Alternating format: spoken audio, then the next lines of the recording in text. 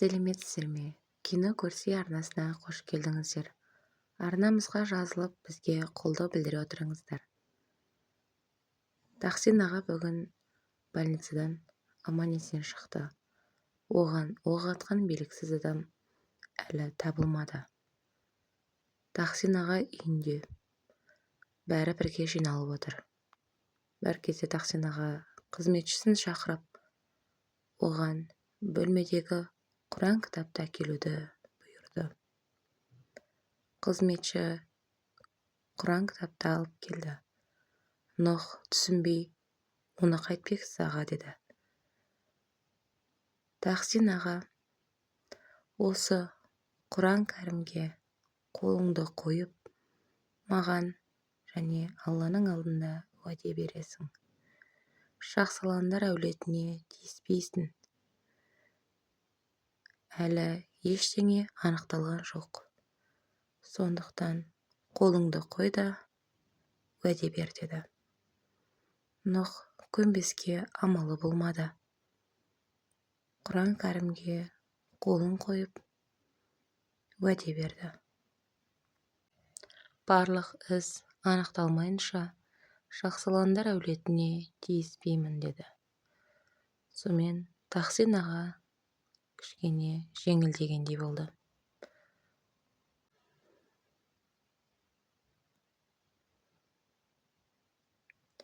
Ал әйелі оның бұл ісіне дән риза. Месо ас үйде көңіл күйсіз отыр. Ал қызметші әпкелер болса, оның көңіл күйін көтеруде. Не жегің келеді, не қалайсың?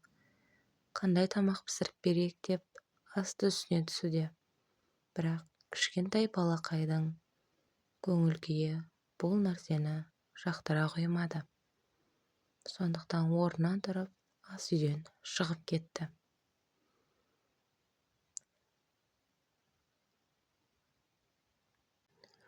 Балақай баспалдақ астында үстелде үн-түнсіз жылап отыр. Бір кезде әже келіп, оны жұбатып, неге көңіл күйсіз отсың? Тамақ та жемедің. Не болды? Кім ренжітті сені? Деп балақайды жұбатуда. Ал Месо болса, әженің жұбатуын естіп, көзінен пұрлап жас кетуде.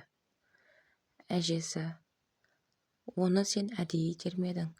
Кіп-кішкентай бала үлкен адамды қалай итереді? Ойға сыйымсыз. Ал балақай, мен ол үшін жылап жатқан жоқпын. Асад мені жақтырмайды. Мені жек көреді. Мен сол үшін жылап отырмын деп әжеге мұңын шағады.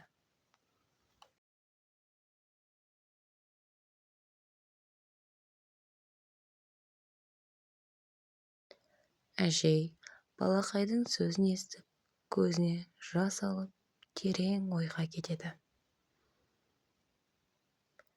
Жиханның жеке кабинетінде Эсма отыр. Жихан Асадты кабинетіне шақырады. Асад ештеңе білмей, ештеңемен жұмысы жоқ адам сияқты келіп отырады. Сол кезде Жихан, Эсманың аяғы ауыр. Сен бұны білетін шығарсың. Қолыңмен істегеніңді мойныңмен көтер. Сен ол қызға үйленемін деп уәде бергенсің. Сондықтан айтқан сөзіңде тұр. Деп ашуға булығады. Ал Асад болса, бұл баланы алдыра салайық. Ол маған да, оған да керек емес. Бұл екеуміздің қалауымызбен болған нәрсе. Ешкім оны қинаған жоқ. Бұл баланы алдырып, Эсманың жағдайын жасап берейік. Сонымен іс бітеді. Мен бұл баланы қаламаймын дейді. Ал Эсма болса, үн-түнсіз отыр. Ал Жихан қатты ашуға булығып, сен қандай адамсың? Қандай адамға жаны ашымайтын тас жүрексің деп. Үйленем деп уәде бердің бе? Болды, сөзіңде тұр. Эсмаға үйленесің. Баланы бірге бағасыңдар. Ол баланы туа ма, тумай ма, менің жұмысым жоқ. Қызға үйленем деп уәде бердің бе? Сөзіңде тұр деп Асадқа ұрсады. Ал Асад болса әлі де жауапкершілікті сезінбей, мен сендерге айттым ғой, бұл баладан құтылайық, алдыра салайық.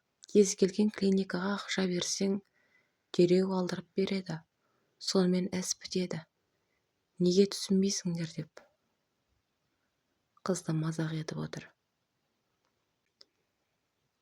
Джихан Эсмадан, сен бұл баланы дүниеге әкелгің келе ме? Соны айтшы дейді.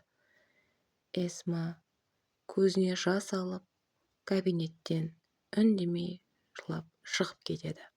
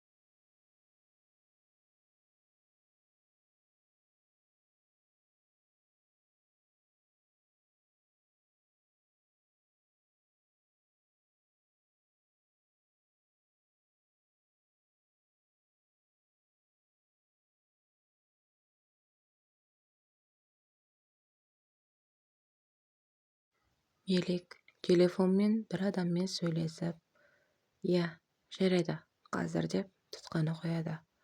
Сол сәтте Нұх пен Сивилай бөлмеге кіреді.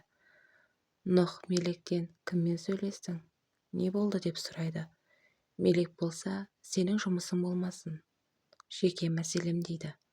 Сивилай оның сөзіне мәз боп тұр. Мелик, менде жұмысың болмасын. Мен өзім білем, өзім шешемін деп, жақсы, сау болыңдар деп шығып кетеді. Сивилай Нұхқа, сенің нең бар, неге ол қызға тиісе бересің? Ол өзі біледі, араласпа. Нұх болса, ол қазір ғана Жиханмен сөйлесті ме? Жиханмен сөйлескен болса, мен ол қызды аямаймын дейді. Эсма бөлмеде қатты жылап отыр. Ол әлі шешім қабылдамады. Оның ойы баланы қалдырамын ба, әлде алдырып тастаймын ба деген оймен жылап отыр. Джихан мен Мелик екеуі сыртта жолығып тұр. Мелик оған бүгінгі болған жағдайды айтты. Тахсин ағам Нұхқа қолын Құран кәрімге қойып уәде бергізді. Шахсыландар әулетіне енді тиіспейді. Тахсин ағаны кім атқанын бірге табайықшы. Ол сендер емес екен, мен сезіп тұрмын дейді. Джихан, я, сенің ағаңды біз атқан жоқпыз. Бірақ оның кім екенін мен іздеп табамын дейді. Мелик пен Джихан екеуі шер тарқасуда. Олар ұзақ сөйлесті. Осы сәтте Нұх келіп қалады. Екеуі бір-біріне қарап таңғалып қалады. Мелик болса, мені қалай тауып алды? Мен бұл жайлы ешкімге айтпаған едім деп. Нұх көліктен ашуланып, бірден Джиханға қарай баса көктеп тиісе бастайды. Мелик, мен саған айтпап па едім, енді Джихан мен сендерді көрмейтін болайын деп. Сен неге жүрсің бұл жерде деп ашуланады. Мелик, мен не істесем де өзім білемін. Қайда жүрсем де. сенің онда жұмысың болмасын дейді. Нұх: болды, жетер, қайтамыз үйге деп мелекті жұлқи бастайды. Жихан мелекті жұлқығанына шыдамай Нұхпен сөзге келіп қалады. Нұх Жиханның әбден намысына тиіп, оның әулетіне, Жиханға ауыр сөздер айтады. Сендер жақсыландар әулеті ашу-ызаға толы отбасысыңдар. Сендер өте жауызсыңдар деп. Жихан бұл сөздерге шыдамай, оны ұрғысы келсе де, Мелек үшін шыдап тұрады. Ал Нұх болса, оның әбден ызасына тиюде. Бірақ Жиханның сабырлығы оны жеңіп шықты. Мелек пен Нұх, Жихан үшеуі жардың басында сөзге келісе алмай ұзақ тұрады. Мелек қатты ашуланып тұр. Ал Жихан мен Нұх бір-бірін ұрғысы кеп тұрады. Бірақ Жиханның тектілігі ондайға жібермейді.